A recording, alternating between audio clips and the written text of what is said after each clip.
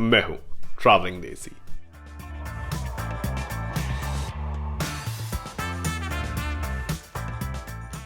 और Vienna series की इस वीडियो में हम देखेंगे वियना का शाही हिस्सा। As I told you in the previous episodes, Vienna का सेंटर तो सेंट स्टीफन्स कैथीड्रल है, बस इससे छोटी सी एक वॉक पे दूर है यहाँ का मेन टूरिस्ट इंफॉर्मेशन सेंटर,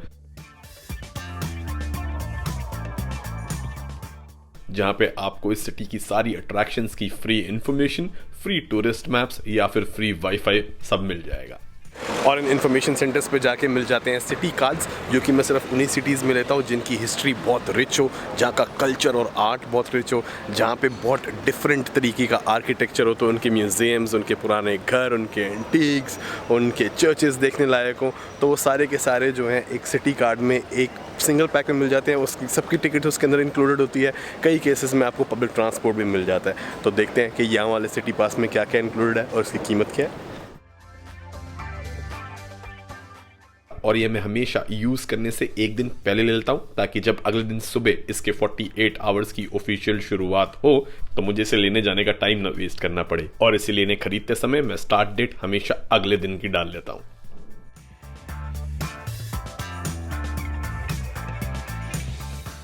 और फाइनली मैं अपने बीएनबी से नीचे उतर के आ गया हूँ और आज वियना में दूसरे दिन की शुरुआत करनी है। Today is gonna be the palaces day, क्योंकि वियना के हिस्टोरिक पैलेसेस बहुत ही अमेजिंग है। They are really really good, absolutely worth a visit. और आज मैंने ले लिया ये वियना पास और ये लेके जो है सारे म्यूजियम्स इसके अंदर इंक्लूडेड हैं, तो मैं कोशिश करूँगा इसकी मैक्सिमम रिकवरी कर सकूँ। काफ़ी एक्सपेंसिव है, 95 यूरोज़ फॉर 2 डेज़, बट इसके अंदर हॉप ऑन हॉप ऑफ से लेके सारे टूरिस्ट अट्रैक्शंस और बोट राइड्स इंक्लूडेड हैं। लेट्स सी कितने कवर कर पाता हूँ और कितनी वसूली कर पाता हूँ इसकी।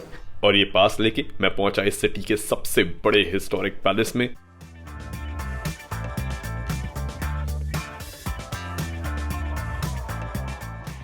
जिसके अंदर के सारे म्यूजियम्स और अट्रैक्शंस की एंट्री इसके अंदर इंक्लूडेड होती है। अब सिटी सेंटर तो स्टीफन प्लाट्स है, बट यहां से आपको एक मेट्रो सेंटर से थोड़ी सी दूर 1750 से ऐसे ही मौजूद एक इनॉर्मस पैलेस कॉम्प्लेक्स में ले आएगी।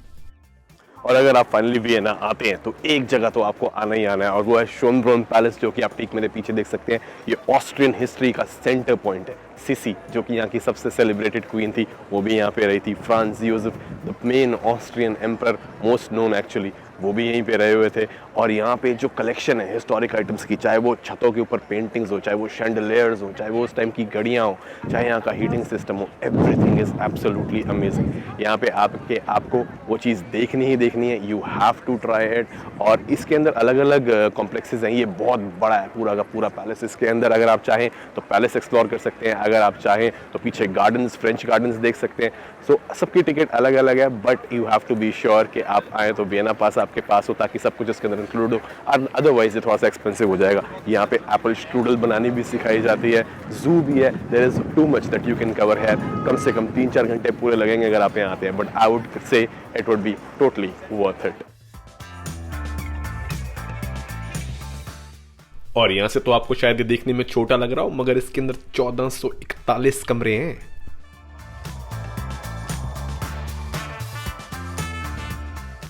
और यहाँ की सबसे बिलवड क्वीन सिसी, जो अपने 4 बच्चों के बाद भी 20 इंच की कमर के लिए जानी जाती थी, उनके सामान से सजा म्यूजियम भी इसी पैलेस में है। मुझे तो खैर हिस्ट्री का कीड़ा है, तो इसलिए मैं ऐसी जगहों पे ज़रूर आता हूँ, बट अगर आपको भी थोड़ा बहुत इंटरेस्ट हो तो यहाँ आना इसलिए बनता है क्योंकि इस पैलेस ने बहुत हिस्ट्री देखी है। मरिया टेरेसा, जो कि बहुत पुरानी क्वीन है यहाँ पे 1800s, उनके टाइम पे भी मोजार्ट ने 6 साल की उम्र में अपना पहला ऑडिशन तो नहीं, परफॉर्मेंस यहाँ पे दिया था। और इसके अलावा नेपोलियन ने जब 1805 में यहाँ पे कब्जा कर लिया था, तो 1805 में नेपोलियन भी एक्चुअली यहीं पे आके रहा था। तो इस जगह ने बहुत इतिहास देखा है, यहाँ तो आना बनता ही है। कई बार हिस्ट्री बोरिंग तो हो सकती है, मगर टेस्टी भी, क्योंकि इसी हिस्टोरिक कॉम्प्लेक्स में बनी है एक पेस्ट्री शॉप, जहाँ पे वियना पास आपको एक छोटी सी ट्रीट ऑफर कर सकता है।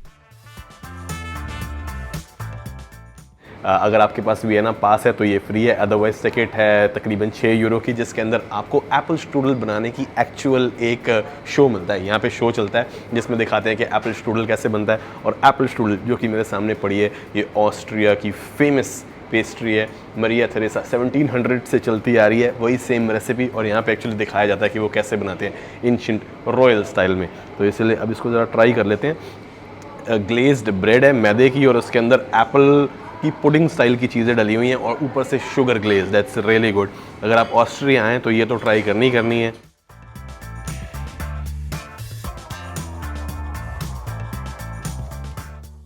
रियली नाइस, गरम गरम खाने का मजा अलग है इसमें। और फिर शुरू होता है 10 मिनट का बड़ा ही मजेदार शो, जिसकी शुरुआत तो बड़ी देसी स्टाइल में होती है एक नान टाइप पेड़े से, और अपना वही बेलना बट एक रिवॉल्विंग चकला। बट ये लग तो मैदा ही रहा था और बड़े फाइन तरीके से स्ट्रेच किया हुआ था।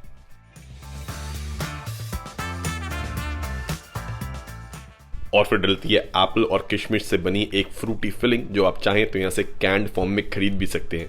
It is important for the filling to stay compact. So you want to press the sides, you want to press the top. That way the dough will also stay compact in the oven. Well, compact will stay smooth in the oven.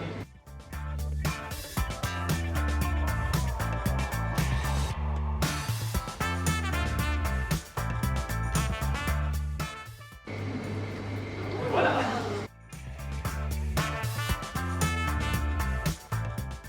अब बच्चों के लिए ये चीज खासा entertaining होती है।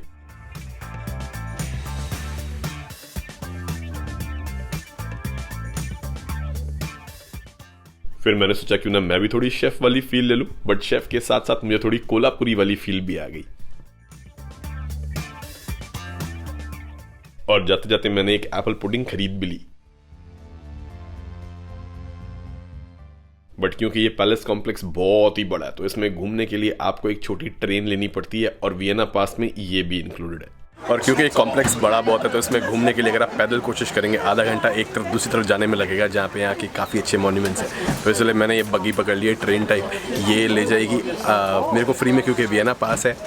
Otherwise 8 euro की टिकट है इसकी। हॉप ऑन ऑफ है ये इसके कॉम्प्लेक्स के अंदर के एरिया के लिए, क्योंकि ये कॉम्प्लेक्स बहुत बड़ा है। और इसका साइज और अट्रैक्शन समझने के लिए एक बार फिर से मैप्स का सहारा लेना पड़ेगा। तो जिस बड़े से कॉम्प्लेक्स में जब आप ट्रेन पकड़ेंगे तो उसका पहला स्टॉप होगा इस पार्क के अंदर ही बना अपना बोटैनिकल गार्डन, जिसके लिए ट्रेन पैलेस के सामने से ही निकलती है।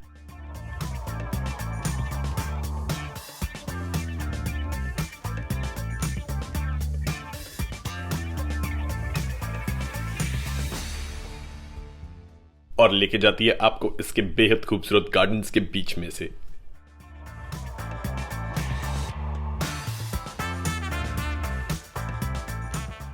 और क्योंकि ऑस्ट्रिया में ठंड और बर्फ काफी पड़ती है, तो इसलिए उस मौसम में भी यहाँ पे फूल खिलाए जाते हैं इस टेम्परेचर कंट्रोल्ड कॉम्प्लेक्स में।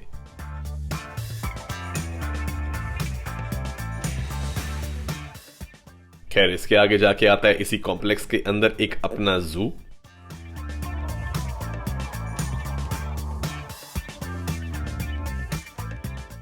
बट ये कॉम्प्लेक्स एक्चुअली इतना बड़ा है कि इसके दूसरी तरफ ऐसा ही एक और गार्डन स्ट्रक्चर है, जिसके अंदर जबरदस्त फ्रेंच स्टाइल गार्डन्स बने हुए हैं। बट इस सबका मेन व्यू पॉइंट है ये आर्क टाइप ऑब्जर्वेटरी, जहां पे मैं यहाँ की छोटी सी ट्रेन पकड़ के जा रहा था।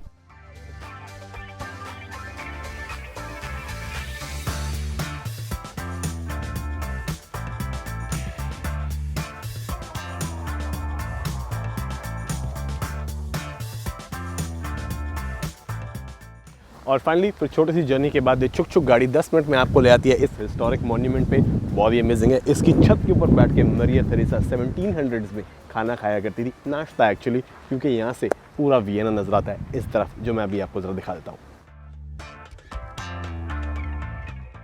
तो जी, यहाँ से रानी साहिबा अपने शाही महल और आज के 10 देशों जितने बड़े अपने साम्राज्य की राजधानी को निहारती थी।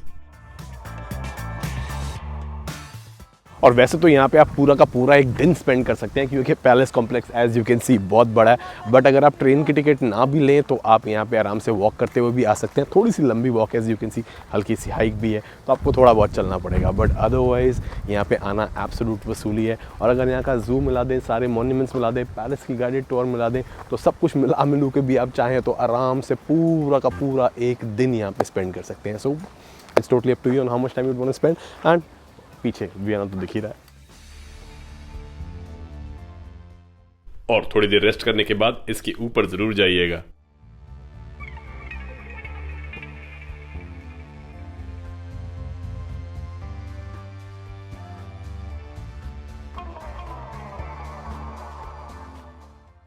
और 4.5 यूरो और खर्च करके आप आ सकते हैं इस टेरेस की छत के ऊपर, जहाँ से वियना का बहुत ही ऑसम व्यू है। सामने दिख रहा है शोनब्रुन पैलेस। इससे आपको अंदाज़ा हो जाएगा कि इस पूरे कॉम्प्लेक्स में वो एक्चुअली कितना छोटा है।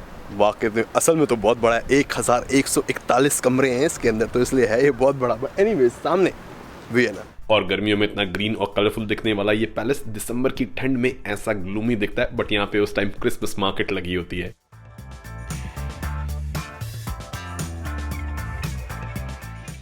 जिसमें आप चाहें तो लोकल वियनी स्ट्रीट फूड ट्राई कर सकते हैं।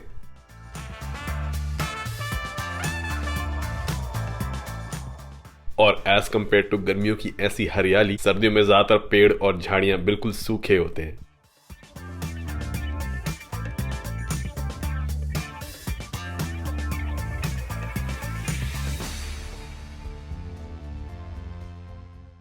इसीलिए कहते हैं कि यूरोप या मार्च अप्रैल या फिर सितंबर अक्टूबर में आना चाहिए, क्योंकि तब ना तो ज्यादा ठंड होती है, ना ज्यादा गर्मी और ना ज्यादा टूरिस्ट। बट ठंड में भी यूरोप का एक अपना चार्म होता है, बट मैं गर्मियां पर्सनली ज्यादा प्रेफर करता हूँ।